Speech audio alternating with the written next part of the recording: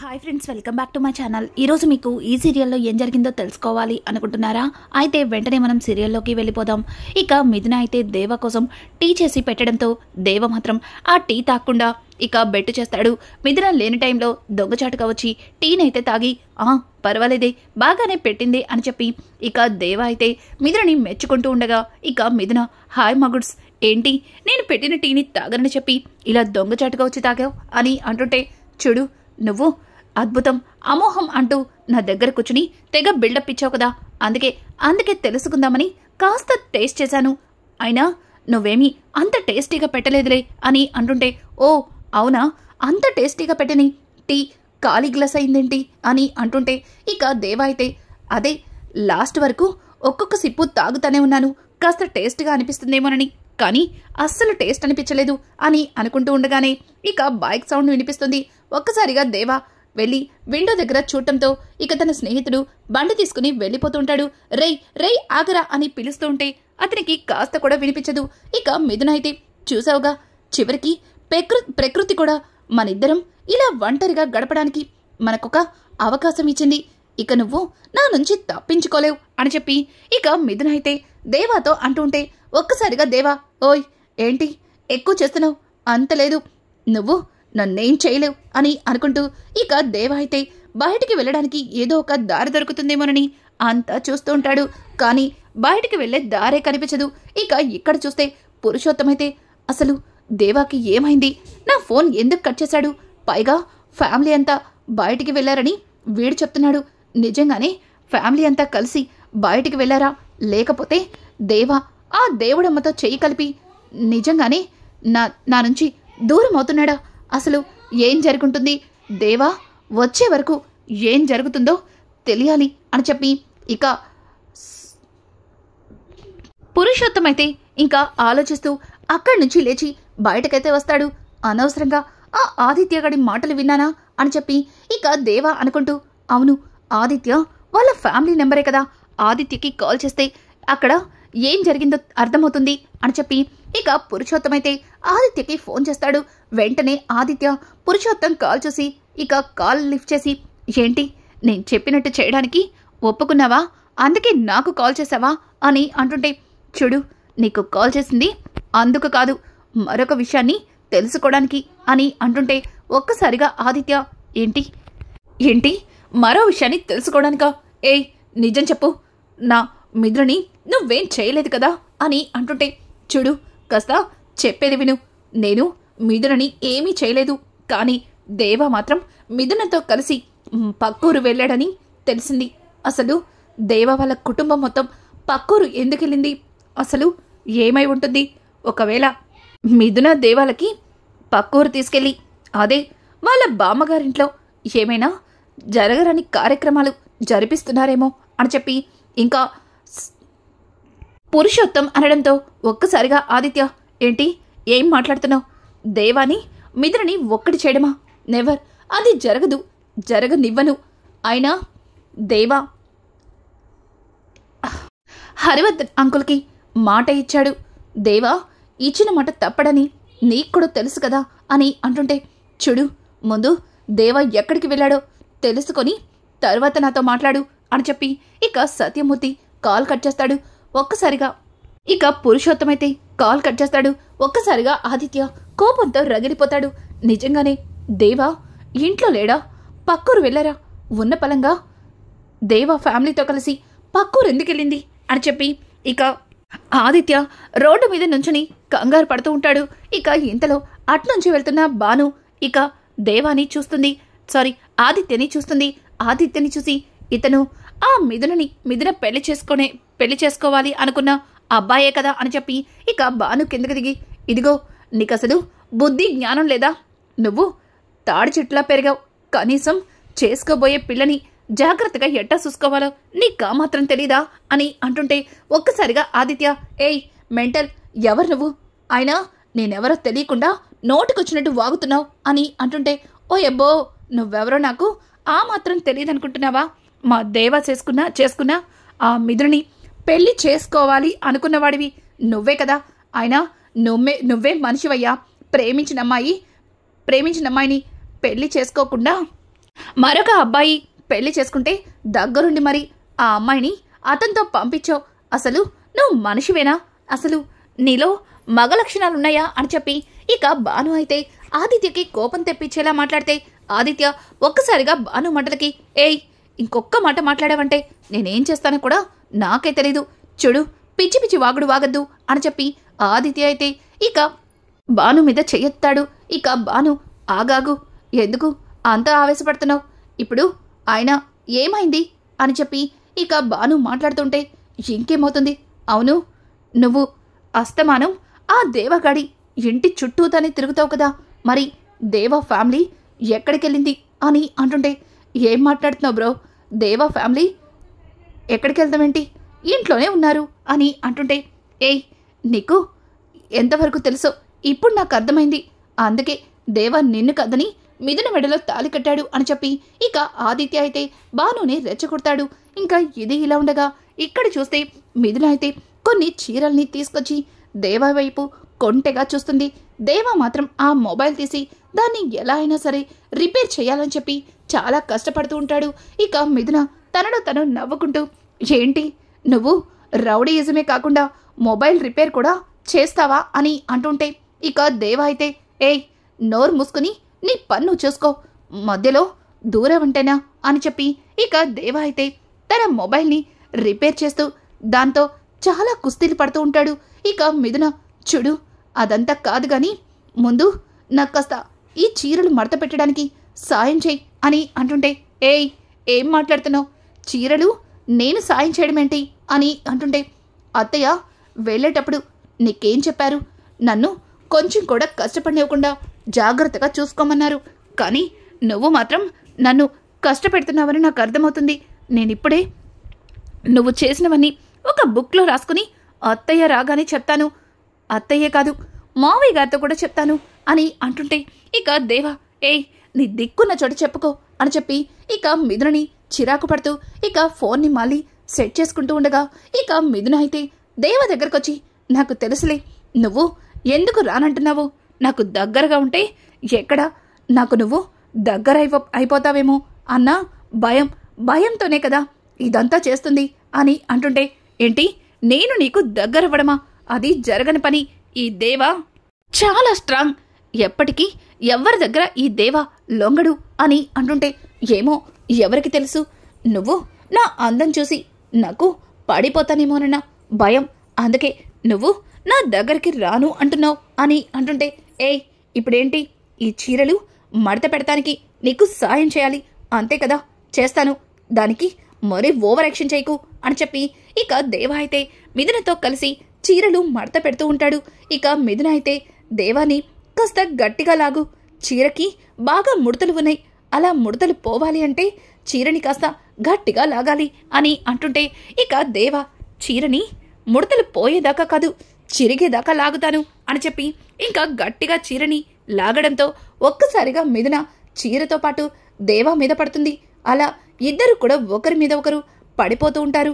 ఇక దేవ అయితే మిథున కింద పడకుండా పట్టుకుంటాడు. ఇంకా దేవ మిథున ఒకరి కళ్ళల్లో ఒకరు ప్రేమగా చూసుకుంటారు. అలా వాళ్ళ చూపులు కాస్త దగ్గరగా జరిగి ఇంకా ముద్దుల దాకా వెళ్తుంది. ఇక దేవ అయితే మిథునని ముద్దు పెట్టుకోపోతాడు. ఒక్కసారిగా మిథున దేవ నోటికి తన చేతిని అడ్డం పెట్టి ఏంటి నాకు పడనన్నావు, పడిపోయావు కదా, నువ్వు పడిపోయానని ఒప్పుకుంటే నువ్వు కాదు నా అంతట నేనే నీకు ముద్దు పెడతాను అని చెప్పి ఇక మిథున అయితే ప్రేమగా దేవాని అడుగుతూ ఉంటే ఒక్కసారిగా దేవ మిథునని కింద పడేస్తాడు. అలా పడేయడంతో మిథున కాలు జారి కింద పడిపోతుంది. అలా పడిపోవడంతో మిథున కాలు బెనుకుతుంది. ఇక మిథున అయితే దేవ వైపు కోపంగా చూస్తూ ఏయ్ ఏంటిది, నువ్వు నన్ను పట్టుకోకపోతే పట్టుకోపోయావు, కనీసం నిదానంగా అన్న వదలాల్సింది, ఇలా పడేసావేంటి అని చెప్పి ఇక మిథున అయితే దేవాని అడుగుతూ ఉంటే చూడు నేను ఎవ్వరికీ పడను, ఎవ్వరికీ లొంగను, అందుకే పడేశాను అని అనుకుంటూ ఇక దేవ అక్కడి నుంచి వెళ్ళిపోతాడు. నువ్వు రౌడీయే కాదు, ఉత్త మూర్ఖుడివి, ఆడపిల్లతో ఎట్లా ఉండాలో కూడా నీకు తెలీదు అబ్బా అని చెప్పి ఇక మిథున అయితే చాలా కష్టంగా పైకి లేస్తుంది. కానీ మిథున కాలు చాలా బలంగా వెనకడం వల్ల తను లేవలేక చాలా నొప్పితో ఇబ్బంది పడుతూ అక్కడే ఓ దగ్గర కూర్చుని తన కాలుని రుద్దుకుంటూ ఉంటుంది. ఇక ఇదిలో ఉండగా భాను అలాగే ఆదిత్య ఇద్దరి మధ్యలో మాటలు పెరిగి ఇక భాను అయితే దేవకి కాల్ చేస్తూ ఉంటుంది. ఇక్కడ చూస్తే ఆదిత్య మిథునకి కాల్ చేస్తూ ఉంటాడు. వీళ్ళిద్దరూ కూడా ఎన్నిసార్లు ఫోన్ చేసినా సరే ఫోన్ అస్సలు రెస్పాన్స్ అవ్వదు. ఇక ఫోన్ నాట్ రీచబుల్ అని రావడంతో అయ్యో ఇదేంటి రాజా ఫోను అస్సలు రింగ్ అవ్వట్లేదు, ఏమైంది అని చెప్పి ఇక ఇదేంద్రబాయ్ దేవా ఫోను అస్సలు రింగ్ అవ్వట్లేదు, అసలు ఏమైంది? ఇక దేవా ఫోన్ అలాగే మిథున ఫోన్ పనిచేయకపోవడంతో ఇద్దరు కూడా చాలా కోపడతారు. ఇక ఆదిత్య అయితే అసలు దేవ వాళ్ళ ఫ్యామిలీ ఎక్కడికి వెళ్ళిందో ఎలా తెలుస్తుంది అని చెప్పి ఇంకా ఆదిత్య చాలాసేపు ఆలోచించి ఇక త్రిపుర గుర్తొస్తుంది. త్రిపురకి ఆదిత్య చాలాసార్లు ఫోన్ చేస్తే త్రిపుర కూడా ఏదో పనిలో ఉండడం వల్ల తన ఫోన్ అస్సలు లిఫ్ట్ చేయదు. ఇదేంటి అక్క కూడా ఫోన్ లిఫ్ట్ చేయట్లేదు, ఏమైనట్టు? ఇంటికెళ్తాను అని చెప్పి ఇక ఆదిత్య అయితే హరివర్ధన్ ఇంటికైతే బయలుదేరతాడు. ఇక ఇక్కడ చూస్తే మిథున కాలు నొప్పితో బాధపడుతూ ఉంటే దేవ మిథునని తన చేతులతో ఎత్తుకొని ఇక లోపలికైతే తీసుకెళ్తాడు. అలా దేవాని తన 2 చేతులతో ఎత్తుకొని లోపలికి తీసుకెళ్తూ ఉంటే మిథున దేవాని కళ్ళల్లో కళ్ళు పెట్టి చూస్తుంది. ఇక దేవా చూడు, మరి ఎక్కువగా చూడకు, ఇలా చూడటం వల్లే కాలు బెనికింది అని చెప్పి ఇక దేవ అయితే వెళ్ళి ఒక బామ్ తీసుకొచ్చి మిథున కాళ్ళకైతే రాస్తాడు.